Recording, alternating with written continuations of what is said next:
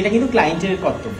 তুমি মেকআপ করে দিয়েছো, হ্যাঁ তুমি জানো মেকআপ এতক্ষণ থাকবে, কিন্তু সেটা ক্লায়েন্টকে রাখতে হবে। ক্লায়েন্ট যদি না জানে, ধরো এক্ষুনি তুমি মেকআপ করে বেরিয়ে গেলে ক্লায়েন্ট রোদের মধ্যে দৌড়ে চলে গেল বা খুব দৌড়াদৌড়ি করছে, তাহলে কিন্তু মেকআপ থাকবে না, খুব বেশি সোয়েটিং হবে।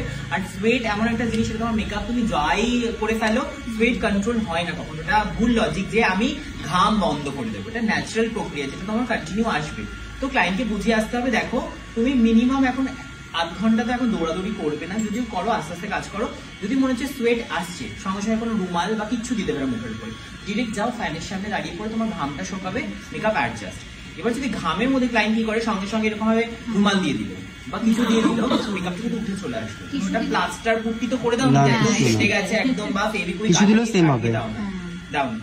তোমার ওই জন্য তোমাকে এটা ক্লায়েন্টকে বুঝিয়ে আসতে হবে যে তোমার মেকআপ থাকবে, শুধু তোমাকে মেনটেন করতে হবে। তোমার মধ্যে যদি গরম লাগছে, ফ্যানের তলায় চলে যাও বা মুখে একটু হাওয়া করো, দেখবে ঘামটা আসছে না, মেকআপটা থাকছে।